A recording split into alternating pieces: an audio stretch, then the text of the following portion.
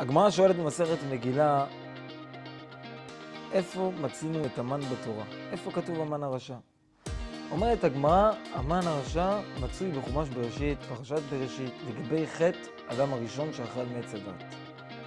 כתוב שם בפסוק שבורא עולם שאל את אדם הראשון, האם מהעץ הזה שאמרתי לך לא לאכול ממנו, אכלת? אמין העץ? אז במילים האלה, אמין העץ, מצינו את המילה הזאת, המן. עכשיו, מה ההקשר לזה במובן הפנימי יותר, בין המגילה לחטא אדם הראשון? עכשיו, אחד הדברים המעניינים זה שבהמן הרשע, עם כל מה שהיה לו, הוא היה משנה למלך. המלך אחשוורוש ששלט על 127 מדינה. אחד הדברים שהציקו לו, והכי אולי אפילו הציקו לו, זה שמרדכי היהודי לא קורע ולא משתחווה לו. כל העולם משתחווה, כל מקום שרואים את המן משתחווים, אבל יש אחד יהודי גאה שהוא לא משתחווה. המן הרשע חוזר הביתה אחרי שהוא אכל סעודה יחד עם המלך והמלכה, והוא מספר לאשתו לא את החוויות שהיה לו עם המלכה או עם המלך, אלא את הסיפור הזה של מרדכי לא משתחווה לו, ומה הוא אומר לה? וכל זה איננו שווה לי.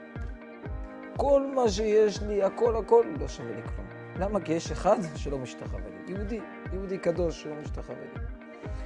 אגב, אחד הדברים המעניינים, וכל זה איננו שווה לי, בסופי אותיות, זה איננו שווה לי, זה שם השם, י"ק ו"ק, זה בא ללמד אותנו שאדם שאין לו את שם השם אצלו, אין לו את בורא עולם, זה לא שווה כלום.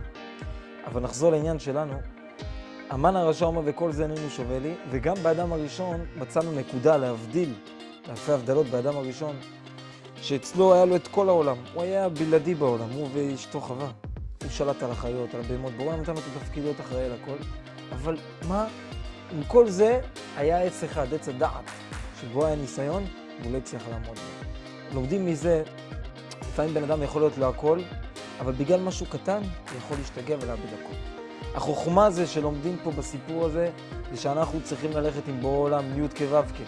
וכשנלך עם בורא עולם, הכל יהיה שווה לנו. כל דבר שיהיה לנו נדע להעריך, כל דבר שיהיה לנו נדע לתת בו את המבט החיובי ולהיות שמח על ידי זה. יהי רצון שהשמחה הזאת של פורים תלווה אותנו כל השנה, אמן.